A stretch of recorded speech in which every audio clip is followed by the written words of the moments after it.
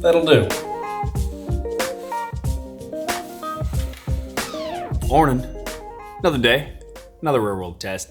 Today, we're doing it on the DJI Mini 2. There's no Mavic in there anymore, the DJI Mavic Mini, and now the DJI just Mini 2. And I rented a little Airbnb on a lake here in Connecticut as a good place to maybe test that out. I brought both, actually the DJI Mavic Mini and the Mini 2, just so that we can do a little bit of comparison as well. But, first things first, coffee.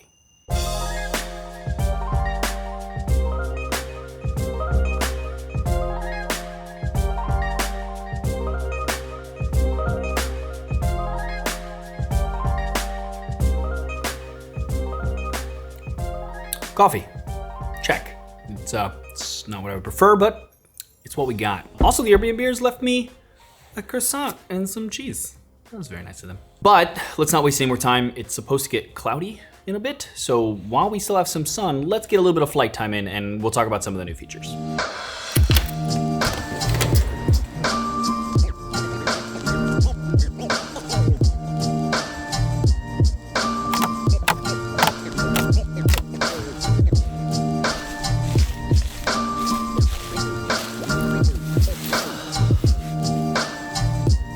We even have like a little drone pilot chair on the water.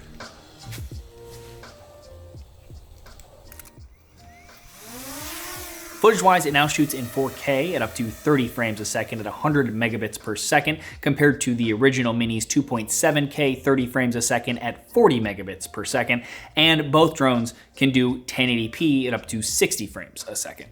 And here is what they look like next to each other, at least as close as I could get them.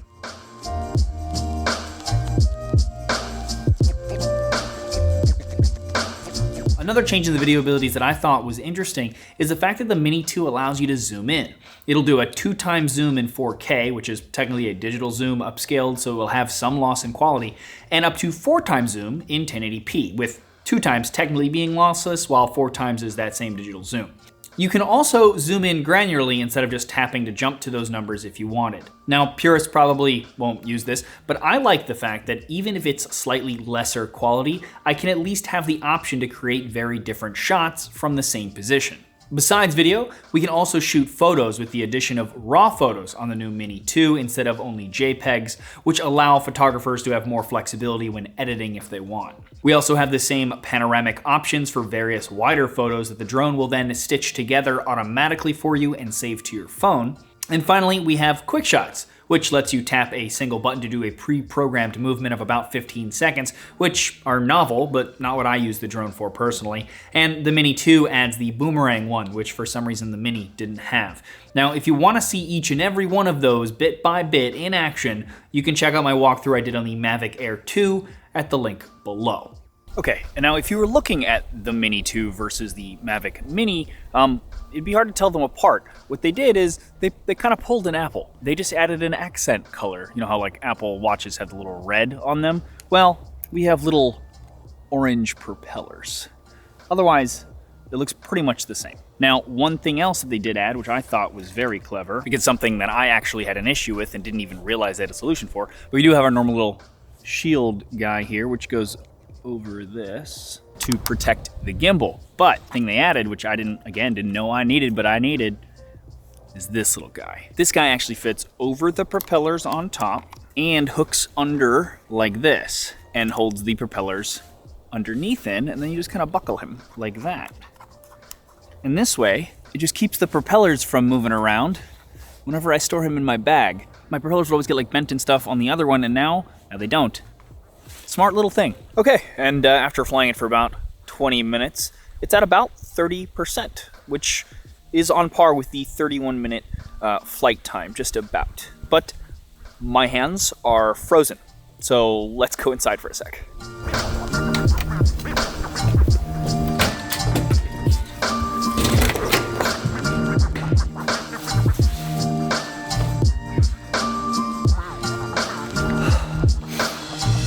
Okay, and And let's talk a little bit more about some of the changes on this drone. Firstly, the new Mini 2 uses DJI's proprietary connection called OcuSync 2.0 instead of enhanced Wi-Fi.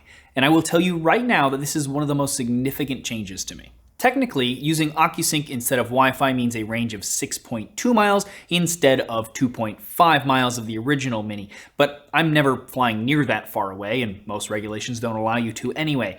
For me though, at the same distances as I was flying the original Mini, the connection is just way more reliable. Now, as much as I loved my Mini, there were times where I'd lose signal or the video would just freeze, etc. Now, some of this comes down to the fact that it being Wi-Fi, it's more susceptible to interference, but regardless, when that happens enough, it gives you just enough doubt, just enough pause when flying to be concerned and just less confident in the drone. Now, it wasn't horrible, honestly, and the truth is that at the $400 that the Mini originally launched at, it wasn't even that hard to accept happening once in a while when it would. With this new one, I've been flying it in some other real-world tests that I was doing before this one, which you can check out at the link below, but I've not had a single issue with that, and I just feel way more comfortable, and that's huge. Now, part of the reason for this is the use of a new controller. It's the same one from the new Air 2, and besides helping with transmission, it also is just better than the old one in every way, basically. Firstly, the top mount for your phone just feels more natural and more balanced than the underway the old one employed, but it also cleverly houses the cable inside the mount, which is nice, and you can swap that out easily enough, by the way.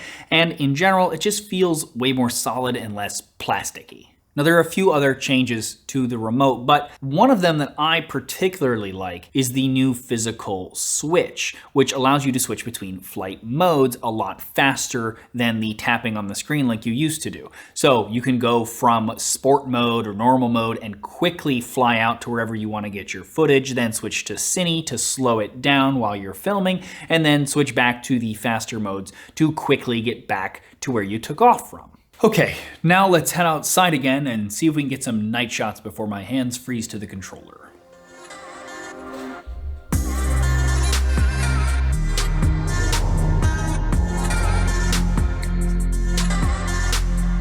Okay, well, those stairs were precarious during the day.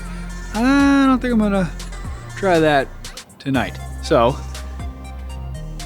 that'll do.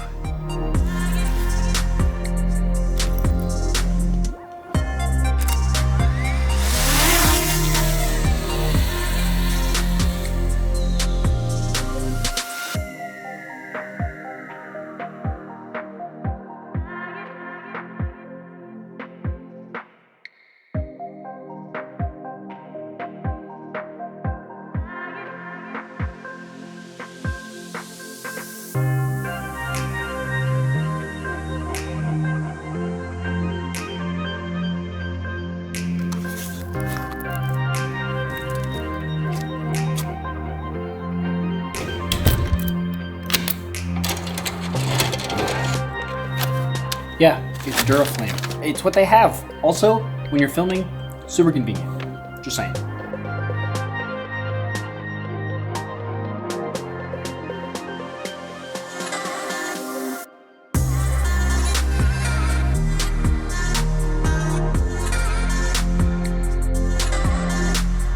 Okay, let's have a little fireside chat to end things out. There are two other things I want to talk about with this drone.